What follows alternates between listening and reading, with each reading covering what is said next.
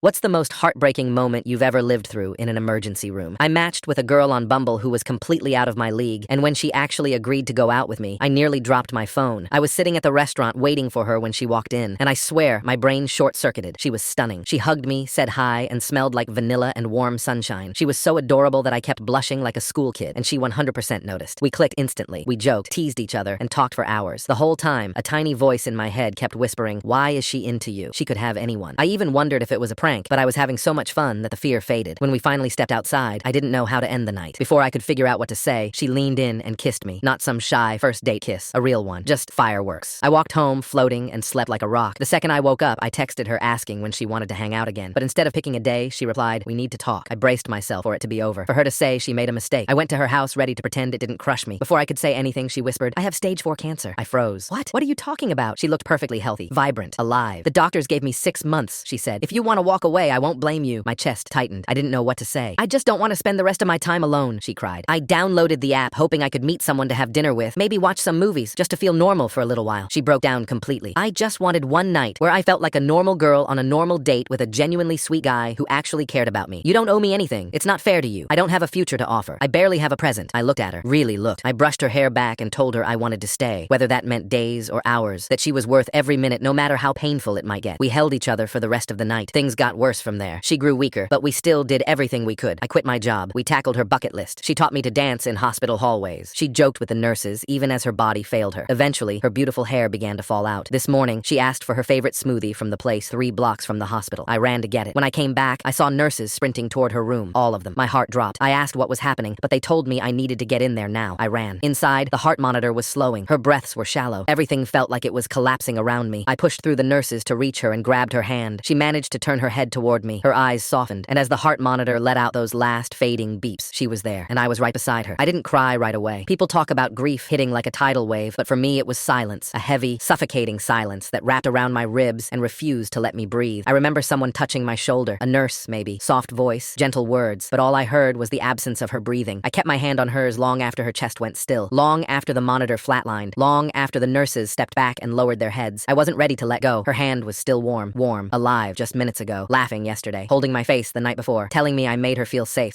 God, the idea of safety felt cruel now. A doctor spoke eventually, but it was like his voice passed through me without landing anywhere. Time of death, words that sounded like they belonged in someone else's life, not mine, not hers. When they gently tried to take her hand from mine, something primal tore out of me. "Please," I whispered. Just one more minute." They nodded. I pressed my forehead to the back of her hand. My tears finally broke free, soaking into her skin. "I'm here," I whispered. "I'm still here. You're not alone." Even if she couldn't hear me anymore, even if I was saying it mostly for myself, the room smelled like antiseptic and lavender, the lotion she liked, the one I rubbed into her hands every night because she said it reminded her of home. Now it just reminded me of loss. A nurse eventually guided me out of the room, slowly, carefully, like she was afraid I would shatter on the tile floor. Maybe I already had. She took me to a quiet corner of the hallway. "We knew she was waiting for you," the nurse said softly. She held on longer than anyone thought possible. I nodded numbly, but then the nurse added something I've replayed 1,000 times since. "She didn't want to go without you." Those words splintered whatever was left inside me. I sank into a chair and sobbed, the kind of deep, ugly sobbing that has no sound at first, just tremors and broken gasps, because I knew it was true. She had told me once, if I'm going to die, I want to look at someone who loves me, not a ceiling. God, she didn't deserve any of this. She didn't deserve pain or fear or tubes or goodbyes. She deserved a full life, a wedding, a family, sunlit mornings, midnight kisses, a future. All the things I couldn't give her because time ran out before I even knew I loved her. I stayed at the hospital until they gently told me I needed to go home and rest for a few hours. Rest. The word felt offensive. I walked out into the cold morning air, smoothie still in my hand, untouched, already melting. I didn't remember grabbing it, didn't remember carrying it out, but there it was, her favorite flavor. She wouldn't drink it now. I sat on a bench near the entrance and stared at the cup until my vision blurred. It felt like the world should have stopped, like traffic should have frozen, like pedestrians should have fallen silent, like the sky should have gone dark. Instead, everything kept moving. A woman laughed into her phone. A man honked impatiently at someone. A kid ran across the sidewalk with a balloon. Life kept happening, as if she wasn't gone, as if the universe didn't just rip someone irreplaceable out of my hands. I wanted to scream, but all that came out was a quiet, broken whisper. "I love you." Maybe too late, maybe at exactly the right time, maybe both. That night, the hospital called. Her mother wanted me to help choose what picture they'd use for the service. I scrolled through the album on my phone, hundreds of photos I didn't realize I'd taken. Her laughing at the beach, her wearing a ridiculous hospital gown and striking a model pose, her blowing bubbles in the pediatric ward to cheer up crying children, her hiding her bald spots under a silly beanie and insisting she still looked hot as hell. I finally chose one. Her at the rooftop restaurant we went to on her good weeks, wind in her hair, sun on her skin, eyes bright, alive. How I want to remember her. How I do remember her. Not as a patient, not as a tragedy, not as an expiration date. As the girl who made the last last months of her life feel like something out of a dream. As the girl who gave me more love in 6 months than some people get in 60 years. As the girl who taught me how to live, even while she was dying. The real heartbreak didn't hit during the final beeps of a heart monitor. It hit 3 days later. I went to grab something from my jacket pocket and found a folded note tucked inside. Her handwriting, shaky, crooked, weak. I opened it carefully, afraid it might crumble. Inside, she'd written, "Thank you for being my favorite part of the time I had left." I held that note against my chest and cried harder than I've ever cried in my life. Because in the end, I didn't just watch her die, I watched her live. And that's what breaks me the most. Because she lived beautifully, and I got to be there for all of it. The funeral was on a Saturday, a bright day, cruelly bright. Sunlight everywhere, warm, golden, almost cheerful, like the world didn't understand what it was taking from us. I stood in the back of the chapel at first, frozen, unable to make myself move closer to her family. I wasn't sure if I belonged there. I wasn't sure if any of this was real. Her mother spotted me before I even realized she was looking. She didn't say anything. She just walked over and pulled me into her arms so tightly I nearly broke. "She loved you," her mom whispered into my shoulder. "She loved you so much." I couldn't speak. I just nodded, because if I opened my mouth, I knew I'd fall apart. Inside, the chapel smelled like lilies and old wood. Soft piano music echoed off the walls. People whispered in that careful way people do when they're afraid of shattering the air. There was a photo of her at the front, the rooftop picture I had chosen. She looked alive in it, radiant, sunlight in her eyes, hair blowing in the wind. Seeing it made my knees go weak. Her father came to stand beside me. "We were glad she had you," he said quietly, voice trembling. "You made her last months lighter." He wiped his eyes. "You gave her joy. That's not a small thing." I swallowed hard. "I wish I could have given her more time," I whispered. He shook his head. "You gave her something better than time." "What's better than time?" I asked, voice cracking. "Love." I had to turn away. His kindness almost hurt. When the service started, her aunt spoke first, then her cousin, then her childhood best friend. Stories of her stubbornness, her humor, her ridiculous karaoke skills, her terrible cooking, her generosity, her warmth. Every memory hurt like a bruise pressed too hard. Then her mother gestured for me to come up. I shook my head. She nodded firmly. "You should." I don't remember walking to the podium. I just remember standing there, staring at a chapel full of faces, all waiting for me to speak. My hands shook around the edges of the paper I'd brought, a list of things I thought I might say, but I didn't use it. I folded it in half, put it in my pocket, and spoke. "She once told me she downloaded the app because she didn't want to die alone," I said softly. "But she didn't tell you how hard she fought to live." I saw people wipe their eyes. "She found joy in every corner of the hospital. She flirted with nurses when she had strength. She made me dance even when she couldn't stand. She joked when she was in pain because she didn't want anyone to feel sad for her." I paused, swallowing against the burn in my throat. "She taught me how to live more in 6 months than I had in 28 years. A crack slipped into my voice. She wasn't afraid of dying. She was afraid of not being remembered. I looked out at her family, her friends, the people who loved her long before I existed. "She doesn't have to worry about that," I said. "We'll remember." I stepped down before the tears could choke me. After the service, we walked to the cemetery. Her casket was white, beautiful, too beautiful for something so cruel. The sky was cloudless. Birds sang. I hated how peaceful everything looked. Her mother handed out flowers, one for each person to place on the casket. When my turn came, I froze again. The rose in my hand trembled. A nurse from the hospital, who had come to pay respects, stepped beside me. "She waited for you," she whispered. "She made us promise to call you the second things changed." I nodded, biting the inside of my cheek so hard I tasted blood. I laid my rose on the casket. My fingers lingered on the wood, cold, still, final. "I love you," I whispered so softly, only the rose heard it. Then I stepped back, because if I had stayed a second longer, I might have broken in half. Most people lingered after. I couldn't. The second her casket was lowered, something inside me cracked clean through. I turned and walked away. Her mother tried to call after me, but her father touched her arm and shook his head gently. "He needs air," he murmured. And he was right. I needed air. Distance. Something to hold on to. So I walked past the gravestones, past the chapel, past the parking lot, all the way to the edge of the cemetery where an old oak tree grew, wide and ancient. I stood there with my palms braced against the trunk, breathing in the rough bark, letting myself feel the weight of everything I'd been holding back. And then I cried. Not the quiet, controlled tears of the hospital, not the soft, grieving ones from the night she died. I cried hard, ugly, shaking sobs that came from a place so deep it felt like something inside me was being torn out, because the funeral made it real. Her absence wasn't a nightmare I might wake up from. It wasn't a mistake. It wasn't a bad dream. She was gone. She was really, truly gone, and the world would never get her back. I don't know how long I stayed there. Eventually, someone approached. Her father. He didn't say anything, just stood beside me, staring out over the cemetery. After a long while, he murmured, "You know, she told us you were the best thing that ever happened to her." I pressed a hand over my mouth as another wave of tears hit. "She said," he continued, voice trembling, "if I have to go, I want to go loved." He looked at me, and she did. Those words stayed with me, still do. Healing didn't start with some big revelation. It didn't start after the funeral. It didn't start when people told me time heals all wounds. It started in the smallest, most humiliating ways, like the first night I went home and couldn't take off my shoes. I just sat on the floor by the door with my coat still on, staring at the lights I forgot to turn off before leaving that morning. Lights that didn't matter now. Nothing felt like it mattered. My chest hurt in a sharp, unfamiliar way. Not a panic attack, not grief the way movies show it. It was emptiness, a heavy, cold emptiness that settled under my ribs like wet sand. I slept on the couch, not because it was comfortable, but because her memory didn't feel as loud there. The bed felt like betrayal. People were kind at first. They brought food. They sent messages. They said gentle, sympathetic things. "She's in a better place. At least she wasn't alone. You'll feel better with time." But those words slid right off me, because she wasn't in a better place. The better place was here, with me, and I didn't want time. I wanted her. After a few weeks, the messages slowed. People went back to their lives. The world kept turning. Mine didn't. There were days I didn't shower. Days Days I didn't eat until my hands shook. Days I stared at my reflection and didn't recognize the person looking back. I kept replaying her last breath in my head, the sound of the monitor, the soft squeeze of her fingers, the look she gave me, a look full of love and fear and acceptance all tangled together. It haunted me. I couldn't escape it. One night, around 2 a.m., I found myself back outside the hospital, sitting on the same bench where I'd cried over her untouched smoothie. I don't even remember driving there. I just sat in the cold air and whispered her name until my voice cracked. It didn't make anything better, but it made her feel close, in a painful way, in a necessary way. The first step toward healing came 2 months later, completely by accident. I was cleaning the kitchen, not because I wanted to, but because I couldn't stand the smell of stale dishes anymore. When I found the notebook she'd left in my coat the day she taught me to dance in the hallway, a simple, cheap notebook with her handwriting all over it, bucket list ideas, doodles, scribbled reminders, jokes, favorite movie quotes, half-finished thoughts, and one page that gutted me instantly. If I die first, please don't spend the rest of your life grieving me. Love made my life bigger, not smaller. Let it do the same for you. I sat on the kitchen floor holding that notebook like it was a lifeline, and maybe it was. Healing wasn't linear. There were days I made progress, small progress, but progress, like making breakfast, or going to work for a half day, or taking a shower without crying. And then there were days I collapsed in the shower, pressing my forehead to the tiles, letting the water drown out the sound of my grief. Days where I couldn't get out of bed. Days where I wanted the world to stop spinning long enough for me to catch my breath. Days where I felt guilty for laughing at something stupid on TV. Grief is cruel like that. It makes joy feel like betrayal. 3 months after she died, I went back to the rooftop restaurant where that photo was taken. I didn't plan to. I just ended up walking there on instinct. I sat at the same table, ordered her favorite drink, the one she used to insist tasted like liquid sunshine. I watched the sunset alone, the same sunset she called free therapy. I whispered, "I miss you," into the golden air. It hurt, but for the first time, the pain didn't knock me over. It just sat with me, like a shadow I'd learned to live beside. 6 months in, her mother invited me over. She showed me a drawer full of her daughter's things, scarves, journals, old phone cases, Polaroids, trinkets she collected. She let me choose something to keep. I picked her silver ring, the one she wore when she wanted to feel strong. Her mom smiled softly. She'd want you to have that. When I slipped it onto my finger later that night, something inside me settled, not healed, not fixed, just steadied, as if a part of her was still here, guiding me through the dark. Healing isn't forgetting. It isn't moving on. It isn't replacing the person you lost. Healing is learning to breathe again without feeling guilty, learning to laugh again without flinching, learning to carry both the love and the loss without collapsing under the weight. Healing is waking up one day and realizing the sharp pain has softened into something quieter, something that no longer tears you apart, but gently reminds you of what you were lucky enough to feel. Healing is slow, painful, messy, unfair, but it happens, even when you don't notice it happening, even when you don't want it to, even when you feel like it shouldn't. And one morning, a year after she died, I woke up to sunlight pouring through my window and realized something. I could breathe without my chest hurting. For the first time, a small thing, a huge thing, a beginning, not of forgetting her, but of learning to live with the love she left behind. It took me almost a year to even consider packing up her things. Her jacket still hung on the hook by the door. Her slippers were still tucked neatly beside my bed. Her half-finished sketch of a sunflower was still on the coffee table, pencil resting across the page like she'd only stepped out for a moment. I told myself I was not ready, but the truth was simpler. Letting go of her belongings felt dangerously close to letting go of her. Every item was a lifeline, a memory I could touch, proof that she existed, proof that she was real, proof that our time wasn't something I dreamed up in the softest part of my grief. But healing has a way of nudging you forward when you're not paying attention. The nudge came on a quiet Sunday afternoon, almost exactly a year after she died. I was cleaning, really cleaning, for the first time in months. Not just moving clutter around, not just wiping surfaces that didn't matter, actually cleaning, like I wanted my home to feel like a place people lived, not a shrine no one was allowed to disturb. That's when I opened the closet. Her clothes were still there, dozens of little pieces of her, cotton dresses, soft sweaters, scarves she used to wrap around herself on cold days. I ran my fingers along the fabrics, each one carrying a ghost of her warmth. I sat on the floor, surrounded by pieces of her life, and whispered, "I don't know how to do this." The room stayed still, quiet, but I imagined her voice, teasing, gentle, the way she always sounded when I was taking life too seriously. "You don't have to do it alone." She didn't say it, but it felt like she did. So I called someone who had loved her long before I ever knew her mother. She arrived within an hour. She didn't knock. She just let herself in with the spare key I'd given her months earlier. When she saw the open closet, she didn't say anything. She didn't ask if I was sure. She just sat beside me on the carpet and took my hand. "Okay," she whispered. "We'll do this together." And we did, piece by piece, slowly, carefully, tenderly. We laid everything out on the floor. Her favorite green sweater, the one she wore during our first movie night. Her warmest scarf, the one she wrapped around my neck when I complained about the cold. Her denim jacket with tiny enamel pins on the collar. Each one a memory, a trip, a moment she wanted to carry with her. Her mother picked up one of the scarves and pressed it to her face. "She wore this on Christmas," she murmured, voice cracking. "She said she felt pretty in it." I swallowed hard. "She always looked pretty," I said. Her mother smiled through tears. "She did." We made 3 piles, things her family wanted, things to donate, things I would keep. I thought the last pile would be small. It wasn't. There were moments that nearly broke me. Holding her favorite t-shirt, soft, worn, still faintly smelling like her lavender detergent. Finding a note she wrote to herself tucked into a coat pocket. "Today I choose hope." Seeing the lipstick stain on the inside of her winter hat because she always forgot to wait until it dried before putting it on. But the worst moment came when we reached her pajamas. A simple pair, blue with little white stars. She wore them the night we stayed up until 4 a.m., talking about everything we would do when she got better. Road trips, dumb traditions, movies she wanted me to watch, recipes she wanted to try, a dog she wanted to adopt and name after her favorite poet. I held the pajama top against my chest and something inside me cracked open. Her mother wrapped her arms around me and whispered, "She loved you. She really, really loved you." I buried my face in the fabric and let myself break. Not collapse, not shatter. Break. The kind of breaking that feels like releasing something you've held too tightly for too long. It took hours, and when we finally finished, her mother stood and wiped her cheeks. "You kept more than I thought you would," she said gently. I shrugged, feeling embarrassed. "I'm not ready to let it all go." "You don't have to," she said. "Love isn't a storage unit. You keep what matters." She helped me fold the things I wanted to keep into a wooden box. Her silver ring, her denim jacket, the sunflower sketch, her favorite sweater, a tiny glass bottle filled with beach sand from the day we watched the sunrise together, and the pajamas. Her mother placed her hand over mine. "She'd like this," she whispered. "She'd like that you're choosing what to carry forward, not what to carry forever." I nodded. It wasn't closure. It wasn't goodbye. It was a beginning. A painful, necessary beginning. When her mother left, I sat on the floor alone again. The closet was mostly empty now. The room felt bigger, colder, quieter, but the weight in my chest felt different. Not lighter, not healed, just different. As if I'd made space not to forget her, but to allow myself to exist without drowning. I closed the box gently, ran my hand over the lid, and whispered, "I'll keep loving you," just with room to breathe. For the first time in over a year, the grief didn't suffocate me. It just sat beside me, still heavy, still sharp, but no longer crushing me beneath it. And that's how healing begins. Not with closure, but with space. Space for both the love and the loss to coexist without tearing you apart.